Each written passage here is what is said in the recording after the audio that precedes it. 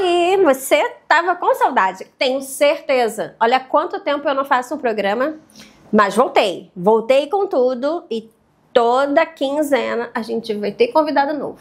A Nobiscast vai fazer algumas eventuais, principalmente no mercado imobiliário, mas só perguntas cabeludas, né? Pergunta que o Bastidores quer saber. Hoje, estamos com o nosso querido convidado, Fábio, que eu amo ele de paixão. Tudo mulher que não me escute, tá? Mas eu amo no bom sentido. Ele é um baita de um profissional, ele entende de tudo, principalmente desses temas cabeludos, né? Como é que agora a gente vai proceder daqui para frente? Já está liberado ou, se eu não me engano, acho que é o ano que vem, vai ser liberado sobre o imposto de renda, né? Para quem ganha até R$5.000 vai ter isento. Me conta isso, eu acho que agora todo mundo vai querer declarar o que ganha realmente, porque até 5 mil... Obrigado pelo convite, primeiramente, é um prazer estar aqui contigo. Então, a questão da isenção do imposto de renda até quem ganha até R$5.000, ela foi aprovada no Congresso e ela partiu agora para o Senado. E é possível que antes da virada do ano esse tema seja aprovado e a partir de 1º de janeiro de 26 comece a valer. Então, a lei fala que até quem ganha até R$5.000 não vai pagar mais imposto de renda, né?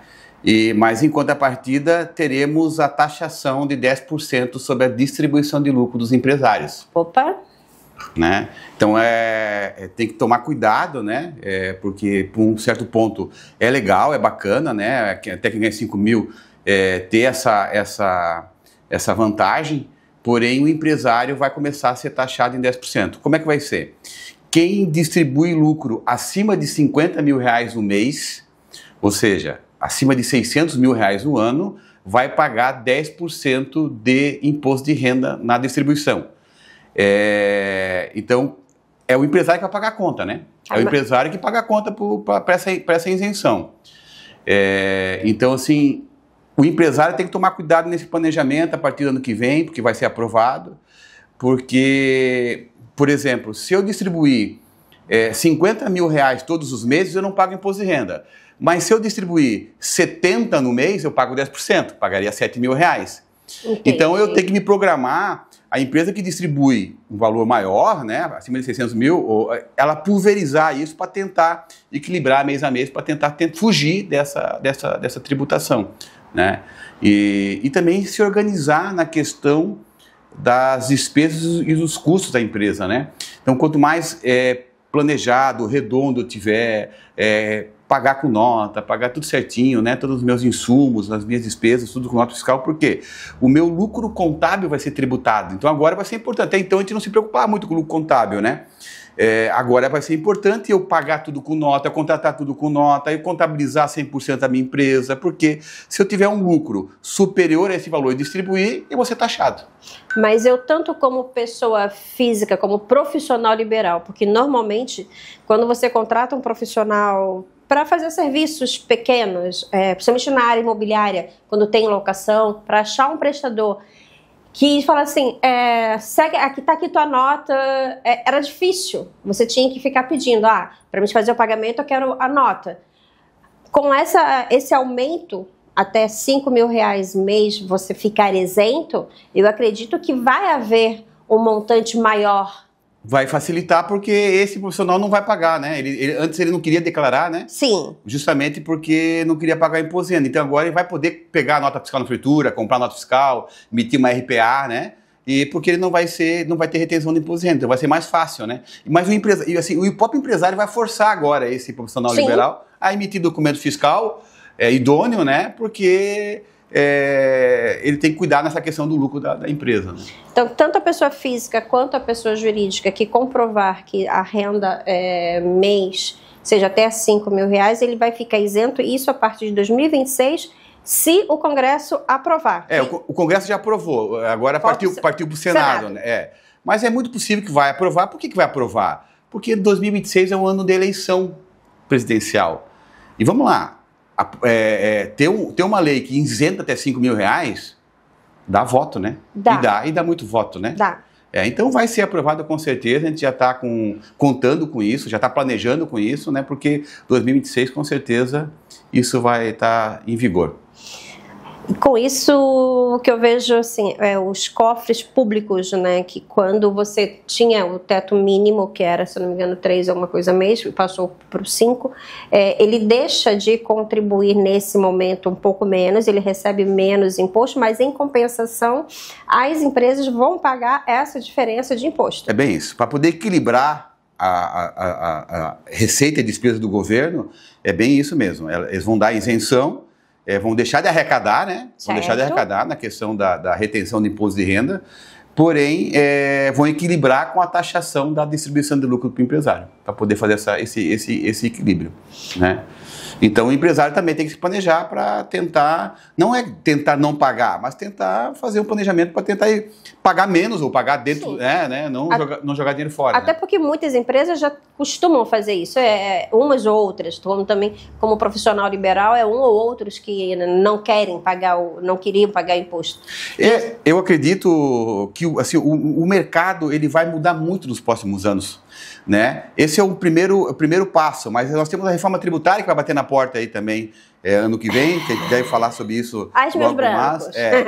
E a reforma tributária vai ser um outro planejamento da empresa também, né? A gente vai ter que rever os processos, rever os fornecedores, rever toda essa questão financeira da empresa, porque se eu não fazer isso, eu vou pagar mais tributo. Entendi. Né? Vou pagar mais tributo. Então, tudo que a gente entende de tributação hoje vai mudar nos próximos anos. Mas muda também para aquele que recebe, que tem um investimento de imóveis, né, alugados, que recebem aluguel. Uns são pensionistas, outros trabalham, têm a sua renda. Quando se tem uma renda hoje normal de 3 mil e pouco alguma coisa e tem aluguéis, tem imóveis, um ou outro imóvel alugado, mas que a soma desse imóvel vai chegar nesse montante de 5 mil. Porque também vai ter uma reforma agora em relação à alocação. Sim, a reforma tributária, ela inicia agora, já está aprovada, essa não depende mais de nenhum tipo de aprovação. Não. Já é realidade. Ela começa em 2026 com um ano teste. Então, em 2026 ninguém vai pagar mais tributo, vai ser um ano teste, para o governo calibrar o percentual que de fato vai ser cobrado, né? E a partir de janeiro de 27 que realmente ela começa a vigorar. E vão ser 9, 10 anos de transição. Começa em 26 e termina em 2033. Nossa! Então, a partir de 2033, de fato, ela vai estar 100% implementada. Em janeiro de 27, deixa de existir PIS e COFINS, né? E em 29, começa a valer, desonerar o ICMS e o ISS. E aí o ICMS e o ISS, ano após ano, vai reduzindo em 10% até ele desaparecer e virar tudo CBS e IBS, que é o novo imposto brasileiro. Novas regras, novas letrinhas, novas... E como tu falou, na questão dos 5 mil reais, né? Vamos entender o seguinte, hoje já funciona dessa maneira. Se eu sou pensionista, né? Se eu sou aposentado e continuo trabalhando no mercado formal, as duas rendas são somadas para me saber qual é a minha base tributária, né?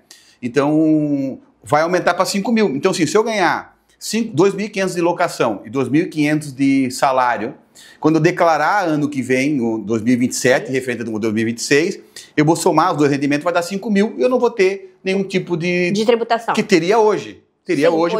Hoje teria, né? Então eu vou deixar de ter. Porém, tem outros cuidados na questão da locação que a gente vai ter que tomar. Pela lei aprovada, tem umas regrinhas que temos que prestar atenção, principalmente a pessoa física. Quais são as regrinhas? Hoje uma pessoa física, ela paga imposto de renda, a gente chama de carnê-leão, né? Que é a tabela progressiva de imposto de renda. Continua sendo exatamente igual a partir de 27 com a reforma tributária, né? O que muda? Muda o seguinte, a pessoa física que tiver mais de 3 imóveis e valor superior a 240 mil reais de locação por ano, ela além de pagar a tabela progressiva de imposto de renda que ela já paga hoje, ela vai ser contribuinte de IBS-CBS que nem uma pessoa jurídica. Então ela vai pagar a tabela progressiva e vai pagar mais a IBS-CBS, que deve ficar aí em torno de 14%. Então, assim, qual é o recado que essa lei está dando, que o governo está dando? Se a pessoa física tem recorrência de locação, né, mais de 3 imóveis e locação superior a 240 mil, ela teria que abrir uma pessoa jurídica. Hoje, dizem, eu não sei se é verdade, mas tire minha curiosidade, que você pode abrir uma holding com 1, 2 imóveis. A holding vale a pena?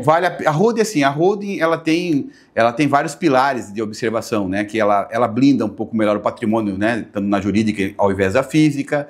Eu tenho a questão da sucessão, né, de fazer a doação das cotas da holding para os meus filhos, usufruto, com não comunicabilidade, né? Essas questões jurídicas, né? Mas também tem a questão tributária. Então, hoje, na pessoa física, eu pago a tabela progressiva de imposto de renda, ou seja, pode ser até 27,5%, né? Sendo que a holding pagaria 11% na locação. Então, mesmo que eu tenha um imóvel só, mas se for um galpão, por exemplo, valeria a pena eu estar numa holding.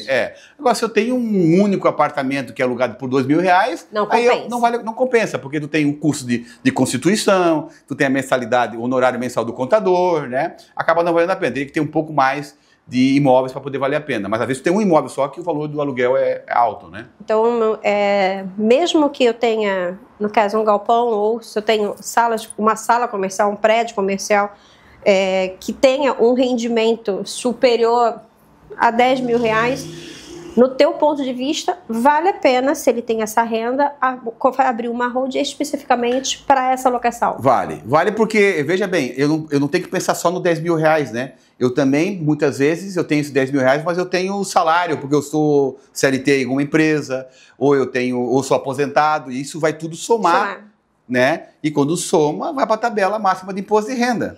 Então, quando eu falo 27,5 e olho para a holding e vou pagar 11, começa a valer a pena eu fazer esse planejamento, né? E mais ainda com a reforma tributária, né? Se eu tiver vários imóveis, né? E esses valores desses aluguéis superam a 240 mil no ano, e eu vou pagar além da tabela mais a CBS e IBS, vou ser mais onerado ainda, aí mesmo que eu teria que planejar e abrir essa holding.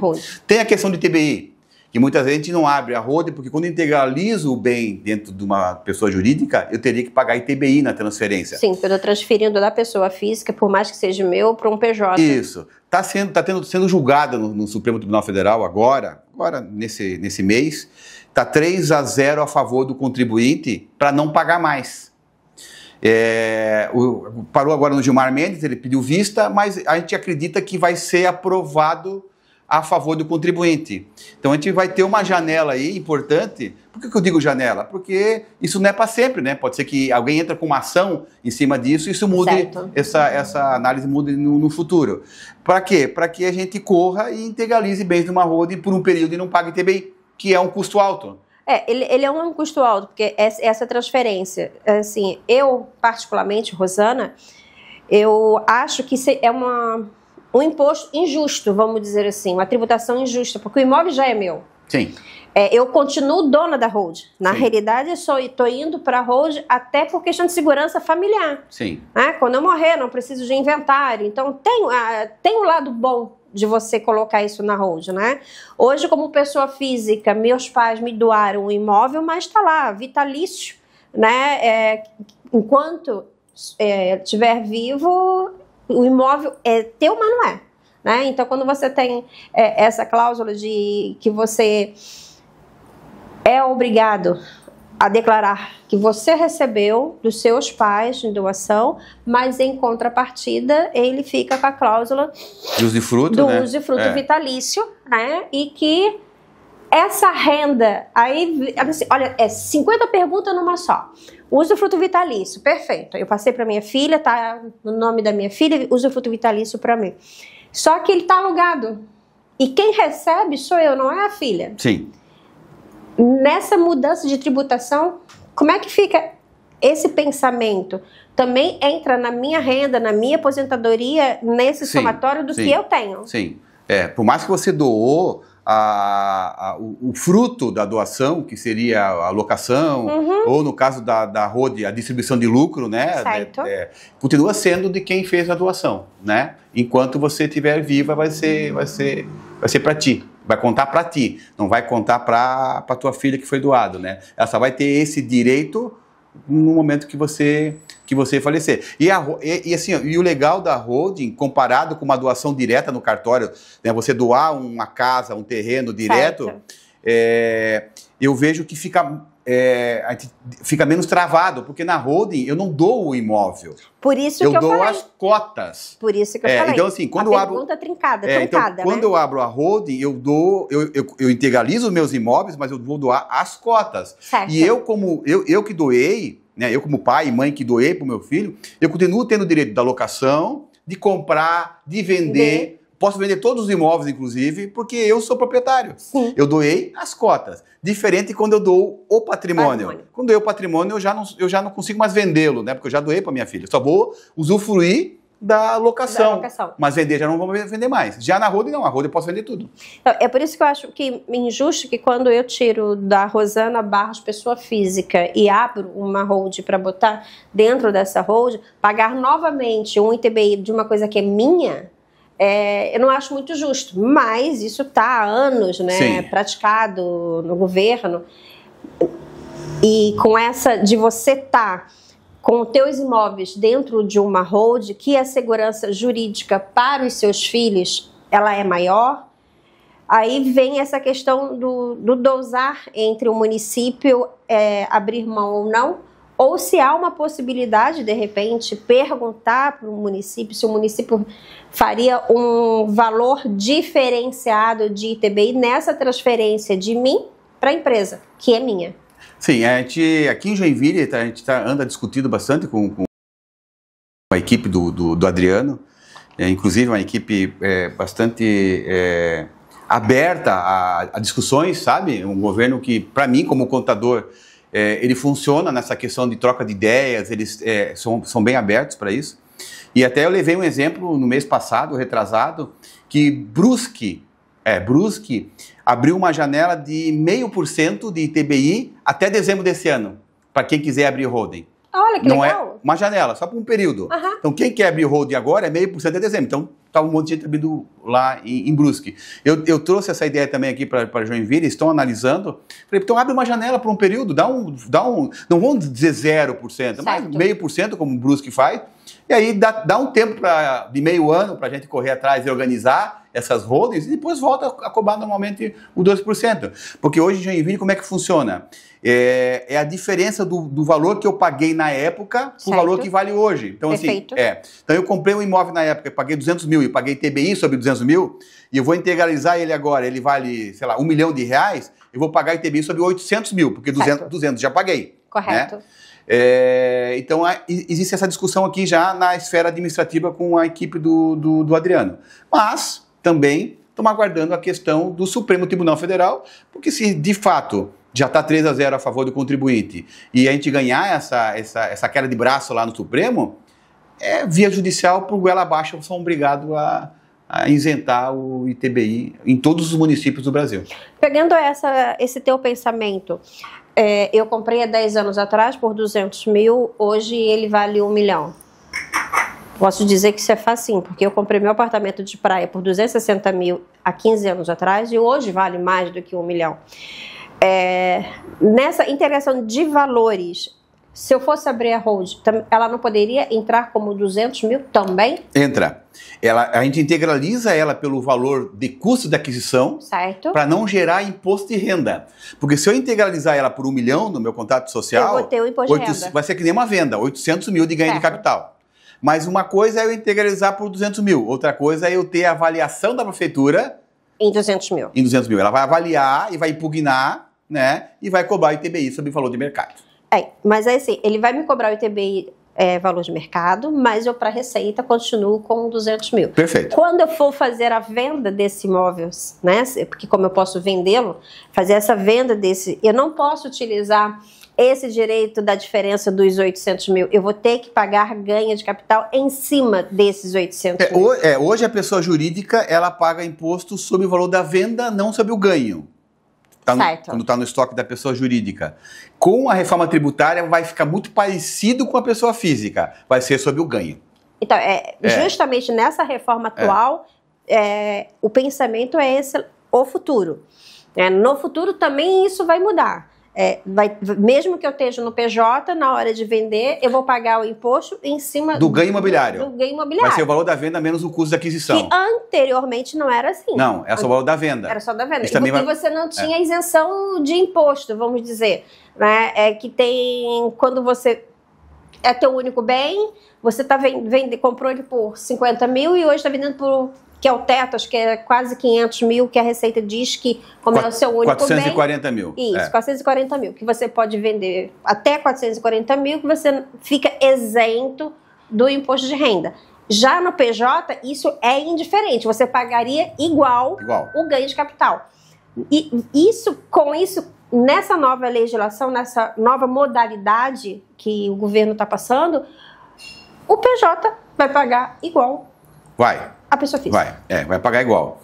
E o IPJ não tem essas isenções que tem a pessoa física, né? Sim. Que é imóvel único, até 450 mil. Eu vender imóvel residencial e comprar outro no prazo de 6 meses, né? Eles não tem isso. Que é MP do bem, que você tem 5 anos, usar uma vez a cada 5 anos. Por isso que uma pessoa física tem um imóvel só, não vale a pena pensar em pessoa jurídica, né? Não vale. Um imóvel desse tamanho, né? De 450 mil. Se eu tiver um imóvel único, que é um galpão que vale milhões, aí eu tenho que repensar essa questão, né? Mas o imóvel que você seja assim no valor imóvel único de família, né? Acaba não valendo a pena, Não valendo a pena, né? Então a reforma tributária, assim, ela vem para mexer com nossos pensamentos, nossos nervos, né? Porque tudo que a gente sabe em tributação vai mudar. Tudo, né? Sabe que eu brinco? Que eu vou ter que voltar para a escola para estudar. Todo mundo, né? Nós, contadores, estamos estudando todos os dias.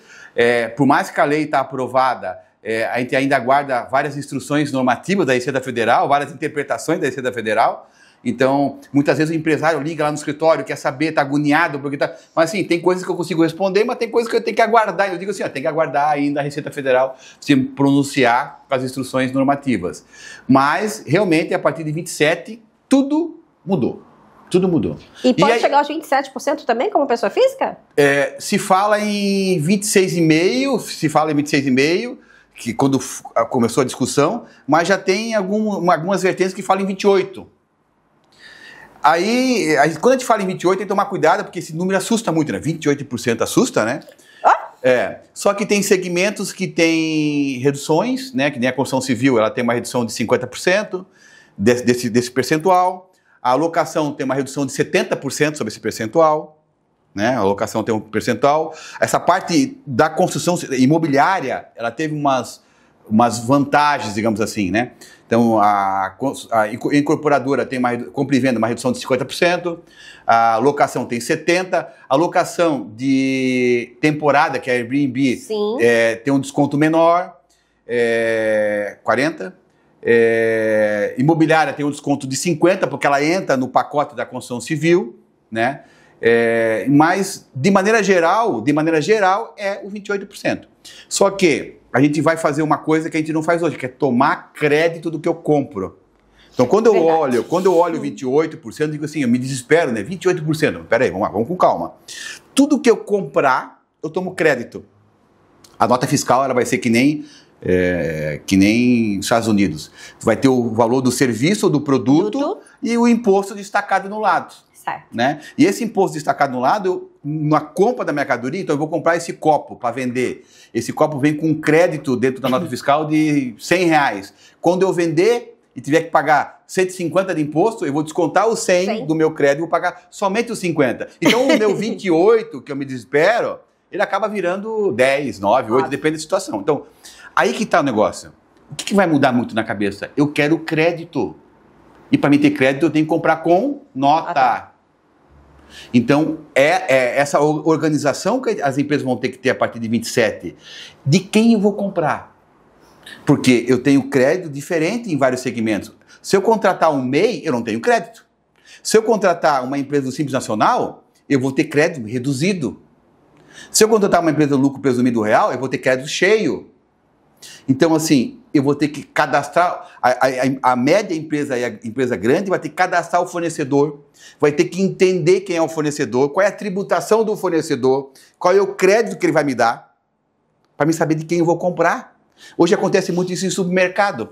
Supermercado acontece muito isso, porque supermercado é lucro real e ele toma crédito já, é o que vai acontecer com todo mundo, né? Hoje é só com quem tem lucro real.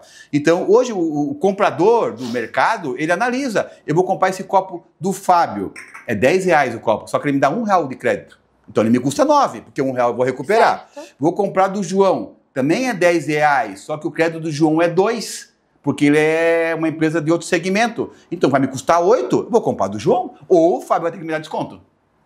Entendi. Então o comprador de uma empresa, principalmente o comprador de uma construtora, né, que compra muito insumo, né, compra cimento, tijolo, porcelana, compra todo dia ferro, enfim, ele vai ter que saber muito bem essa questão tributária para não comprar errado. Às vezes ele vai olhar, vai achar que está mais barato com o Fábio, mas na verdade eu dou menos crédito para ele. Fábio. Entendeu? Então, por isso que eu digo, vai mudar tudo. E eu vou ter que estudar novamente para poder entender como é que vai ser e me aprofundar, porque eu não posso chutar mais. Porque depois que eu comprei, está comprado. E eu não vou ter o crédito. E essa diferença que vai fazer, essa diferença desse planejamento que vai fazer com que eu pague menos imposto. Porque eu vou partir de um percentual. Se eu quiser pagar menos, eu vou ter que tomar crédito para pagar menos.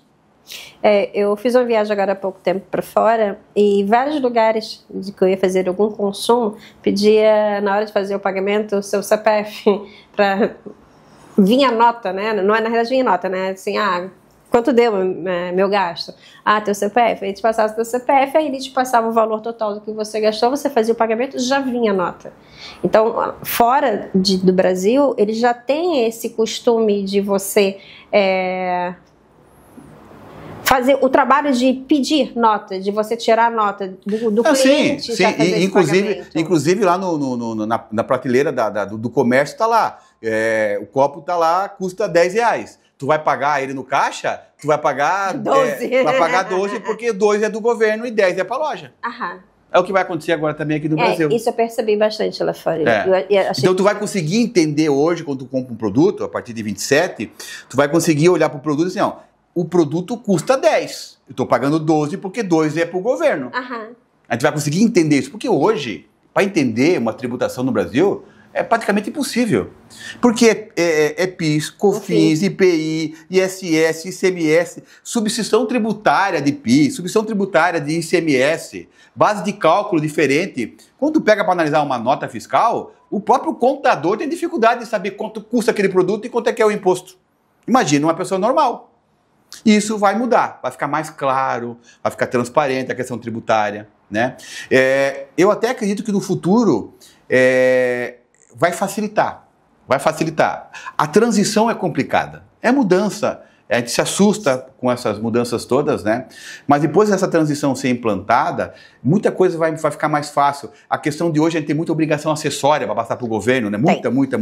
Né? A gente trabalha muito em cima dessa obrigação. Isso vai desaparecer, porque o governo ele vai monitorar a tributação. Porque tudo eu vou comprar com nota e tudo eu vou vender com nota. A diferença eu pago imposto, porque é crédito e débito, crédito e débito. Chegou o final do mês, já sei quanto é que eu vou pagar de imposto. O governo já sabe. Ele já sabe, né? Então ele vai monitorar online a tributação de cada pessoa jurídica. Isso já veio para arrumar a casa. Já veio para arrumar a casa, justamente, né? Então o dever imposto vai acabar. Parcelar imposto, não, que vai ser tudo na fonte. Vai ser tudo na fonte. É um direito seu de comprar e exigir a nota, como também esse imposto que você paga para o governo, ele vem de uma outra forma, volta, né, para a população de várias formas diferentes, saúde, educação e assim sucessivamente se vai. E eu acho que, assim, eu sinto que já vem meio que cruzado. Eu, por ser uma imobiliária, todas as locações que eu tenho, o que eu ganho de administração, automaticamente já sai no meu CRM a nota fiscal para o proprietário daquele serviço, né? Sim. Dificilmente tem alguém que fala assim, Rosana, eu não queria nota. Eu falo, não tem como. Não existe. É automático. Para mim não existe. Porque o dinheiro entra na minha conta, eu tenho que explicar, o dinheiro vai para tua conta e eu tenho que explicar, e eu acho que não vale a pena. Eu sempre brinco com o cliente quando ele vem com essas ideias. Eu falei, olha, vamos sentar para analisar? Por que você não quer pagar imposto? Porque eu não quero dar dinheiro. Não é isso. Você precisa de um posto de saúde, você vai aonde? Você precisa de médico, você vai aonde? É na saúde. Se você não paga imposto, como é que o governo vai melhorar a saúde? Sim. Né?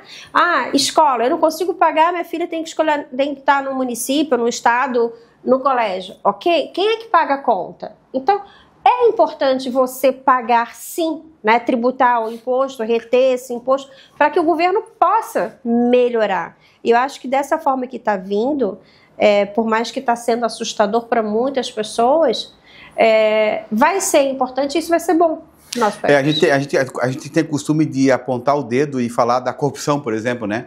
Mas como é que eu vou apontar o dedo e falar da corrupção se eu, como contribuinte, estou sendo corrupto, na primeira oportunidade eu quero fazer sonegação fiscal? Eu estou sendo igual a qualquer outro. A qualquer outro, né? Certo. Eu até tenho assim, eu vou falar de sonho, né? Vamos falar que seja um sonho. Eu acredito que num futuro, porque hoje existe sonegação fiscal. Certo. Com certeza existe. Vamos falar em 30% que se perde no meio do caminho. Com a reforma tributária, isso vai desaparecer praticamente em 100% a sonegação fiscal. Todo mundo vai ter que pagar o imposto. Então eu quero entender que se todo mundo pagar imposto, o caixa do governo vai equilibrar e aí o percentual no futuro vai diminuir. Se todo mundo paga, se eu vou pagar 28, mas que só 70% paga e não vai ter uma sonegação, esse 28 pode ser que caia para 20, porque todo mundo vai pagar. E eu acho muito assim, importante essa oportunidade de você ter renda até R$5.000, porque aquele que tem essa renda como um prestador de serviço, como um profissional é a classe liberal, menos favorecida, né? É um motorista de ônibus, né? É um profissional liberal, é um eletricista, ele ganha lá R$4.000, R$4.500 e paga R$350 de imposto de renda por mês. Isso dá R$4.000, R$5.000 no ano. Certo. Que sai do bolso dele. E aí ele quer comprar um imóvel. Cadê tua renda? Eu sou profissional liberal. Tá. Quanto você realmente ganha? Eu ganho 5, mas eu só pago 3 de imposto. Você tá vendo o quanto você tá sendo errado? Como você tá, desculpe a expressão, leigo nessa situação? Porque se você tem uma renda de 5, você entra num programa Minha Casa Minha Vida, faixa 2. Que até é 4.700, 4 e pouquinho. Você consegue comprar. Aí eu falo, você tem que ter uma educação financeira. Porque se você tiver uma educação financeira, se você ganha 5, economizar 10% do que você ganha, no ano você já tem 6. Sim. Em 3 anos, nossa, você já tem, você investiu 18 mil para dar de entrada no teu imóvel, que entra no programa Minha Casa Minha Vida, faixa 2. Que a construtora, ela financia o imóvel que está sendo construído com dinheiro, já na planta, com dinheiro do banco, da Caixa Econômica ou de um outro banco, pode ser financiado até 90%. Então, você tem que ter 10% de entrada. O você não declarar, olha o quanto te atrapalhou, olha o tempo que você precisou para ter o financiamento bancário e sair do aluguel. Então, legal. Eu gostei dessa de o governo te ajudar nesse momento, porque depois dos 5.000, quando vai para 7, você já tem um imposto também um pouco reduzido. menor. A partir só de 7.000 que vai a tabela progressiva normal de imposto de renda. Né? Até 5 é 0, né? De 5.000 até 7 tem um escalonamento menor. Certo. E a partir de 7 é o que tem hoje a tabela progressiva normal de imposto de renda. Então vai ajudar bastante nessas faixas. Vai sair do aluguel para comprar o teu próprio imóvel. Bem isso. Então, importante essa parte do governo. Vamos ver se vai ser aprovado no Senado, que esse falta ainda aprovar. Mas com certeza vai ser aprovado. Eu acredito que nos próximos dias ou semanas o Senado vai aprovar, porque é uma pauta bem importante, né, para o Brasil. Só por curiosidade, porque nosso tempo está se esgotando, mas hoje quando você é um PJ e você aluga um imóvel de uma pessoa física, você faz a retenção do imposto. Sim. Vai continuar essa retenção nessa mesma porcentagem ou vai ter mudança aí também nessa retenção? Vai ser a tabela do imposto de renda, né? Então, se eu tiver até R$5.000, não vai ter retenção nenhuma, né? Entendi. E se eu tiver na escala entre 5 e 7, vou ter uma retenção menor. E depois eu caio na tabela normal. Então, depende do valor, a retenção realmente vai mudar. E eu até acredito que, depois da reforma tributária, a retenção não vai existir mais, vai desaparecer. Porque a retenção nada mais é do que uma forma do governo poder fiscalizar. Que se eu retenho o teu imposto, eu estou dizendo quanto tu ganha. Entendi. Né? E isso, com o tempo, eu acho que com a reforma vai acabar. Só para finalizar, eu não queria deixar de falar, vai existir um Cadastro Nacional de Imóveis, CIB. Mais uma sigla. Isso. Então, assim, o governo federal, ele vai ter um cadastro de todos os imóveis do Brasil. Tanto rural como residencial e comercial. Urbano. Exatamente. Então vai ter todo o cadastro. E para que vai servir esse cadastro? Primeiro, vai servir para comparar preço de venda. Então o governo vai poder, com esse cadastro, entender que eu negociei um apartamento contigo por R$1 milhão, só que pelo cadastro esse apartamento vale 10. Vai cair na malha fina para poder analisar essa operação, porque está muito longe da realidade. Esse é um ponto. E outro ponto, o valor de locação também vai ser analisado, né? Uma locação que devia ser cobrado R$20.000, está sendo cobrado 2. Né? É visível que eu estou praticando o preço por fora e por dentro, né? Essa aí eu não sabia, não, que o pessoal fazia... E outra coisa que o CIB vai entregar, e aí para a gente rever realmente que nos próximos anos é o seguinte: eu moro num imóvel que é da Rosana, moro num apartamento teu, e eu declaro imposto de renda porque eu ganho R$10.000 por mês, sou obrigado a declarar imposto de renda. Quando eu faço a minha declaração, eu coloco o endereço onde eu moro. Certo. Que é onde o endereço onde eu moro? No teu apartamento. No teu apartamento. Que alugou para você. Exatamente. Só que não existe contrato entre nós dois e eu te pago por fora. Eu te pago por Pix, eu não declaro, eu te pago em dinheiro, enfim. O jeitinho brasileiro. Dançou, porque agora vai ficar sabendo. Com o cadastro, vai ter uma malha, um pouquinho. O Fábio mora num apartamento que o endereço é exatamente o apartamento da Rosana. Chama os dois para conversar. Alguém está sonegando. Não vai cair nessa que você vai dizer que está emprestado, que não cola. Não cola. Exatamente. Então, assim, temos que rever, planejar e mudar os hábitos. Então, para vocês que me assistem, se vocês quiserem fazer pergunta, pode colocar quantas perguntas você quiser, porque é um prazer. O Fábio está aqui conosco e a gente passa todas essas dúvidas num próximo momento para que fique mais claro. Eu sei que tem muita dúvida hoje no mercado, porque veio de uma forma que caiu no colo e você não sabe o que é. Sim. Então, assim, se vocês contadores têm que estudar um pouco mais, voltar... Nós do ramo imobiliário que intermediamos tanto a parte da locação que administramos como intermediamos a venda, vamos ter que estudar também para saber como orientar o cliente, tanto o comprador e o vendedor, que a partir de agora já era, né? Assim, toda venda que é feita, tira-se a nota fiscal dos honorários e quando vai fazer a escritura do bem para o outro, é colocado em escritura quem foi o intermediador, né? E isso já é praticado de um tempo para cá, só que agora vai ficar de uma forma mais exigente. Sim, mais exigente. Então a gente tem que rever realmente os processos, porque a análise vai ser bem de pertinho do governo, a gente vai ter bastante malha por aí. Então te cuidem. Vai ser um novo prazer de estar com vocês novamente, voltando para mais vezes fazer esse canal. O Nobrecast estava com saudade de estar aqui. E como no meu primeiro programa do Nobres, o Fábio foi o nosso primeiro convidado. E agradeço de você ter aceito novamente esse desafio, né? Que a gente está hoje desenvolvida para esclarecer mais para a população que precisa. Eu que agradeço o convite, estou sempre à disposição e a partir do momento que ficar mais claro com as instruções normativas da Receita Federal, a gente volta aqui para conversar. Perfeito.